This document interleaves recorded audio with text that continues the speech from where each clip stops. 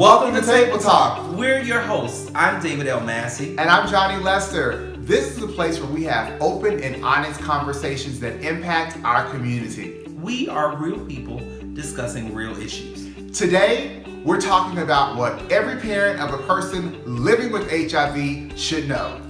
So I believe this conversation came up when we were with my family members last.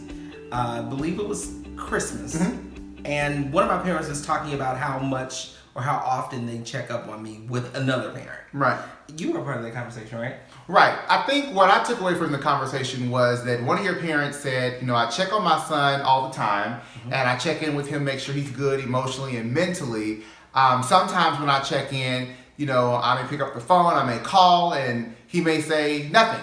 And then, what that said to me was that parent was inviting you to express how you felt instead of saying, well, okay, you're good and keep on moving, or, trying to force something out of you. True. But I think that spoke volumes because as the parent, they adjusted their communication style to meet yours instead of making you try to come up or come down to where they are. Yeah. And I think that was, for me, that was a defining moment in how, your parents love and care for you. And I think that, other parents may struggle with how do I communicate, because it can be a very interesting, cloudy place as a person who is a caregiver and I support someone living with HIV. It can be an interesting place when it comes to communication style. What can we give the parents?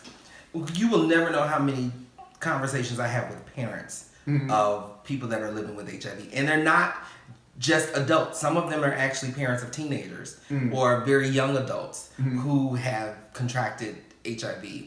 And so one of the things that I say to those parents is know the signs. Because if they have not disclosed to you, you still need to know the signs of, something's going on with them. Their eating habits have changed. Their weight has either gone down, most likely would have gone down.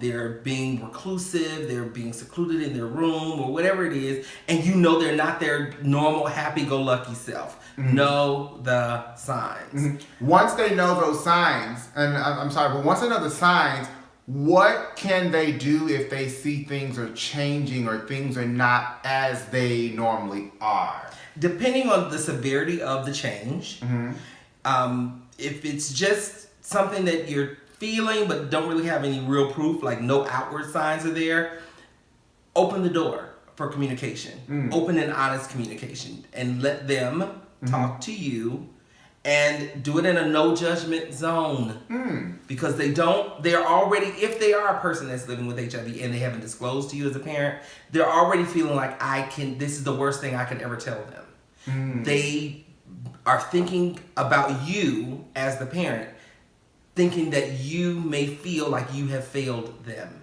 Gotcha. Like something is wrong with your parenting skills because I now have HIV. So if there are no outward signs, but if you do see signs, one of the parents that I spoke with recently was saying that she noticed the signs right away and she went and said, we got to go to the hospital and we got to do it now.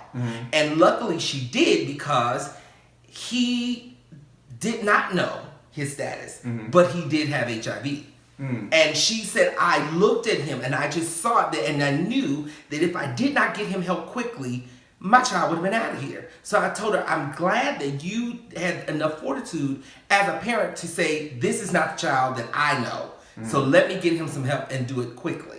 I think that I love when you say the no judgment zone, because I think a lot of people already, as you say, it's a cloud they may already have over the whole situation. Last thing before we go, when we say no judgment zone, give me an example of a conversation starter to a parent that knows something has changed.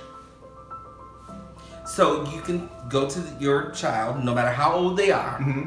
They always want to know that they are loved. Start the conversation there. Hey, I love you, and I just thought you should know that.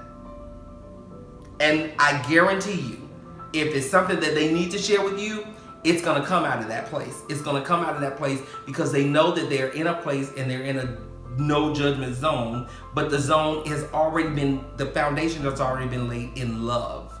And it's easier to share difficult information when you know that the person you're sharing it with loves you right back, no matter what.